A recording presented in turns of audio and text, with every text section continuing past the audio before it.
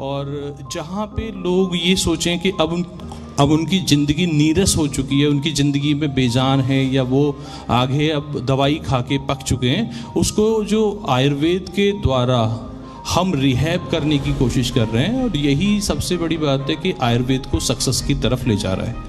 जहाँ पे लोग ये सोचें कि अब मेरी ज़िंदगी में कुछ नहीं है, चाहे वो कैंसर की डिजीज़ हो, चाहे वो सोराइसिस हो, या अगर मैं बात करूँ इम्यूनिटी की बात करी जाए, या ऐसी कोई भी समस्या रिलेटेड टू लीवर है या कुछ भी है, तो उन सब के लिए आयुर्वेद बहुत अच्छा सक्सेस काम कर रहा है, इंस्टेड कि वो एलोपैथिक मेडिसिन पे मूव ऑन कर रहे हैं। ललित मोहन जी, आपने कहा अब इससे पहले इस चीज़ का जिक्र किया कि जब कोई उम्मीद छोड़ देता है, उस छोटी उम्मीद के एक रोशनी देने का काम आप लोग करते हैं आयुर्वेद के जरिए। लेकिन इस बात से भी हम भली भांति वाकिफ हैं कि आयुर्वेद से अगर हम सहारा ले रहे हैं किसी भी ट्रीटमेंट के लिए, तो उसमें एक लंबा समय भी लगता है। क्या इस तरह की कभी चुनौतियां आप लोगों के सामने आती हैं, लोगों के बीच में ये कन्फ्यूजन, भ्रम कि हम लंबा समय आयुर्वेद में दें, इससे अच्छा हम एलोपैथिक की तरफ ट्रांसफ़र हों? आपने बिल्कुल सही कहा है। अभी क्या है कि आयुर्वेद को समझना थोड़ा सा मुश्किल हो पा रहा है, क्योंकि लोग बहुत ज़्यादा कॉमर्शलाइज्ड हो गए हैं। अगर हम बात करें अपने घर के किचन की, तो हमारी किचन में ही इतने सारे मॉलिक्यूल हैं। अगर हम बात करें, हल्दी हो गया, मिर्च भी है, इसके अलावा अजवाइन भी है, सौंफ भी है। हम लोग एलोपैथ की मेडिसिन की तरफ, मैं किसी की बुराई नहीं कर रहा हूँ क्योंकि वो मेरा कंसेप्ट नहीं है लेके आना, लेकिन मेरा जो मकसद है बताना, वो हम अपनी किचन से ही ठीक हो सकते हैं। आयुर्वेद है क्या? आयुर्वेद जड़ी बूटियों का खजाना है, जो हज़ारों साल पहले हमारे वेदों ने कंप्लीट किया हुआ है। हमें उनकी धरोहर को आगे कंटिन्यू करना है। अगर हम बात करें एलोपैथी की, वो एक केमिकल है। आयुर्वेद की जो मेडिसिन है हमारे सनातन के साथ बहुत पुराने टाइम से कनेक्टेड हैं। जितना पुराना ऋग्वेद है, यजुर्वेद है, उसके बाद ही अगर हम बात करें, ये 5वां उपवेद है हमारा, जिसको आयुर्वेद कहते हैं। इसकी नींव बहुत पुरानी है। हमारे जितने भी वेदों ने काम किया हुआ है, उन्होंने हर उस संभव कोशिश को पूरा किया है जहाँ से लोग नीरस हो जाते हैं। तो मेरा कहना सिर्फ इतना है कि वो जो प्रोडक्ट हम लोग अब आयुर्वेद पे काम कर रहे हैं, वो जो भी प्रोडक्ट रिफॉर्म हम करने की कोशिश कर रहे हैं, वो आयुर्वेद सार संग्रह के बेसिस पे ही हम लोग काम कर रहे हैं। और वो एक ग्रंथ है जिसके बेसिस पे हम मूव कर रहे हैं, वो एक किताब है जिसको हमें पढ़ाया जाता है। तो हमारा आयुर्वेद जो ग्रंथ है, जो हमारा उपवेद है, हम उसी के बेसिस पे आगे लोगों को ठीक कर रहे हैं, और वहाँ से सक्सेस रेशो बहुत अच्छा आ रहा है। अगर मैं एलोपैथ और आयुर्वेद की कंपटीशन की बात करूँ, अगर आयुर्वेद से हाँ डिले ज़रूर होगा, क्योंकि उसको खाना पीना लगाना रहना उसका एक अपना एक प्रोटोकॉल है, लेकिन क्या है, उसमें कोई रिएक्शन नहीं है।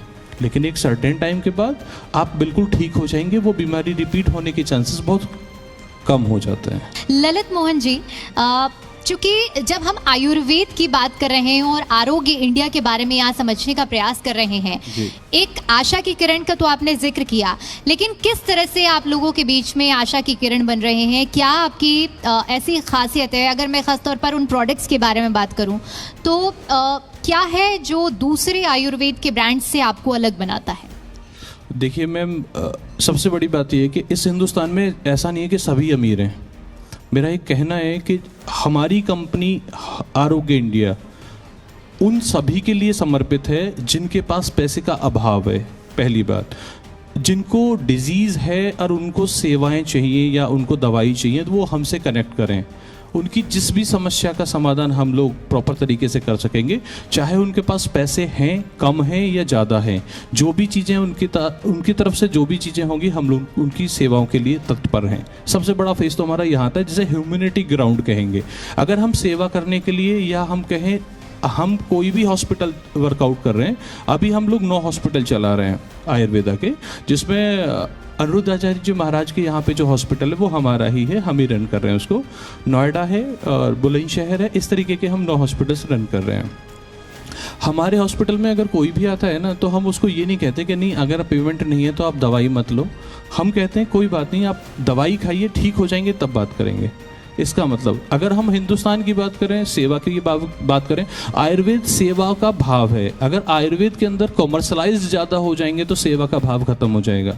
जैसे अगर हम घर की बात करें, अपने घर पे हमारी फैमिली क्या जरूरी नहीं है कि सिर्फ पैसे के लिए काम कर रही है, वो एक परिवार है। तो अगर हम परिवार की तरह पूरे हिंदुस्तान को देखेंगे तो सिर्फ कमर्शलाइज होने की ज़रूरत नहीं है, सिर्फ एक भाव की ज़रूरत है। अगर भाव के साथ जोड़ते हैं तो उसका कोई अंत नहीं होता। तो हम सबसे यूनिक इसलिए हैं। मैं प्रोडक्ट की क्वालिटी की बात करूँ, वो दुनिया बोलेगी। क्वालिटी एक टेस्ट रिपोर्ट के बेसिस पे होती है, वो सभी करेंगे। लेकिन होता क्या है ना मैम, कि जहाँ पे भाव के साथ हम काम करेंगे तो उसमें और आयुर्वेद अपने आप में 100% आ जाता है और वहाँ पे रिजल्ट अपने आप आते हैं। क्योंकि आयुर्वेद के अंदर पानी का यूज़ करना, गर्म पानी है या ठंडा पानी है, वो भी हमारे लिए रिजल्ट के ऊपर डिपेंड करता है। तो मैं सिर्फ इतना कहूँगा, आयुर्वेद जैसा रिजल्ट कहीं नहीं है, लेकिन उसको खाने का तरीका होना चाहिए, बस उसके अलावा कुछ भी नहीं है आयुर्वेद।